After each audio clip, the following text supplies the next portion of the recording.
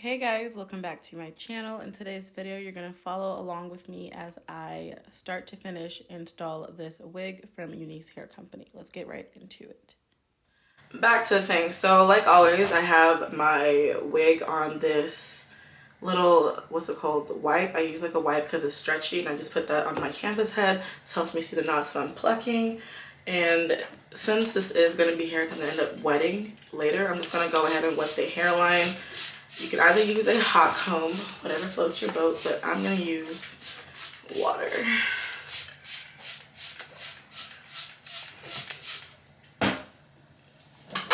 Can y'all see? I hope y'all can see. This is not like a detailed tutorial or anything because I definitely have one out that's, the views on that video is doing really good, so I'm really excited about that. I'm like, oh my god, look, people like my stuff, hey. So I'm really glad and thankful for all of you guys that are like commenting and watching my videos, especially that one. Y'all are loving that one, the views is bumping. But yeah, back to this. I'm just gonna do like a mini tutorial, I guess, because I already got y'all the full tutorial.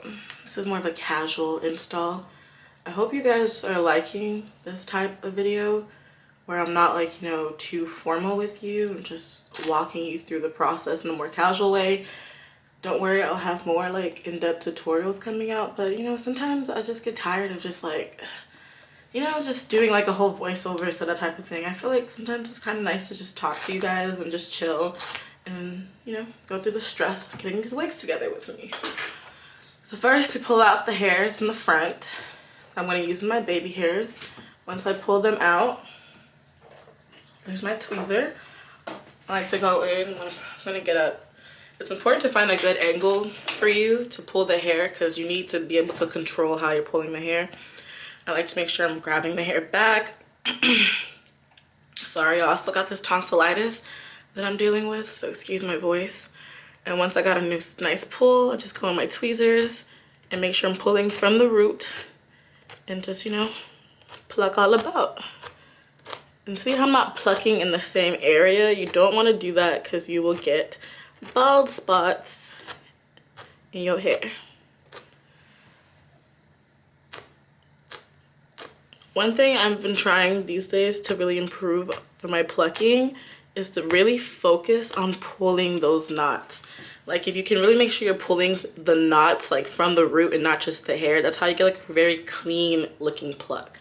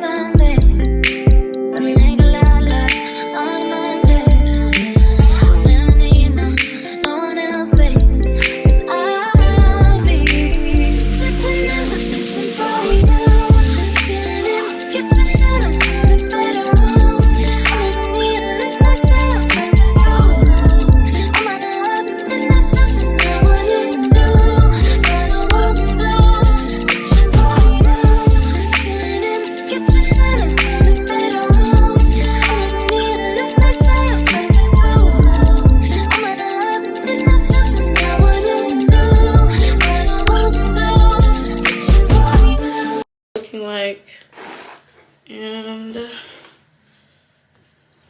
I feel like that looks pretty okay to me.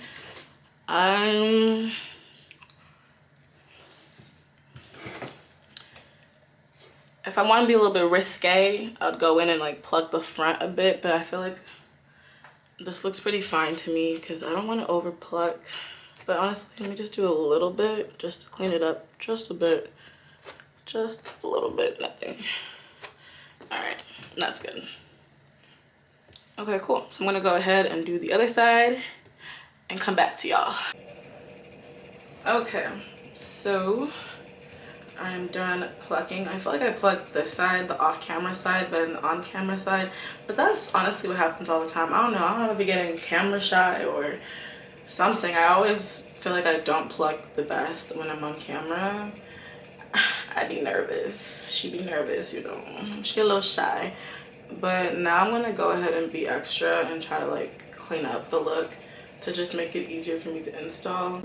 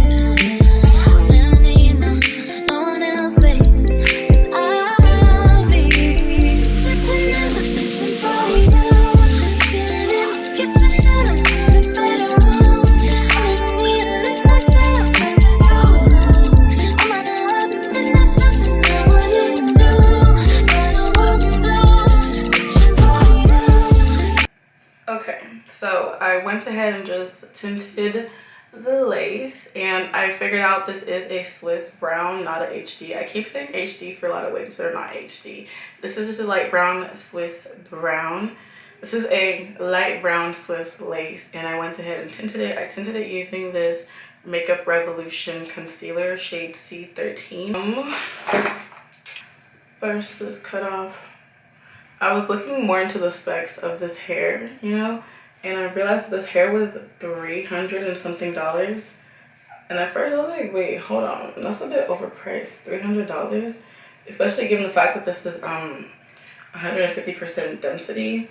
But it is much fuller for 150% density, so I suppose maybe that's why they're charging you much. Cause I had to remember that, you know, it is 24 inches, but still, I don't know. And I guess maybe they're charging you for coloring it because the convenience of coloring it yourself. So I suppose it's not that bad for $300, but you know, I feel like I expected it to be like $250 max. But the price of hair has been going up these days, so that's even possibly why. But let's see if this hair is worth the so-called $300 that they're marketing it for. But I do really like this color. Like, this looks really good. I'm excited for it. Like, especially this blue. I feel like it's about to be bomb.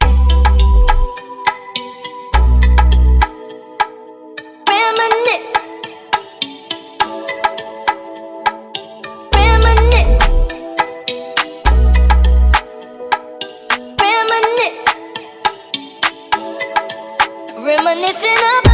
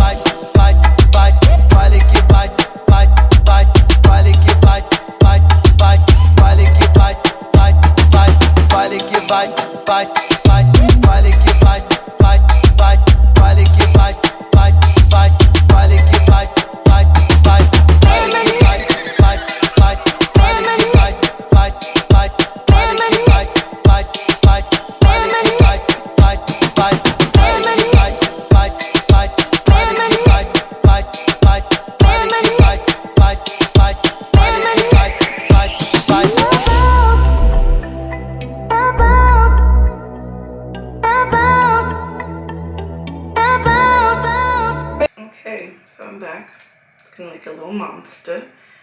I do want to answer some questions I've been getting about Got2b and like how long it sticks and all that. First of all, in my opinion, I think Got2b is definitely a temporary hold because, mind y'all, it is not a actual glue or like a wig adhesive. It's just a gel. So I say at the most, if you're like super careful and not super sweaty, you can probably get like overnight wear with a Got2b for just like an extra day.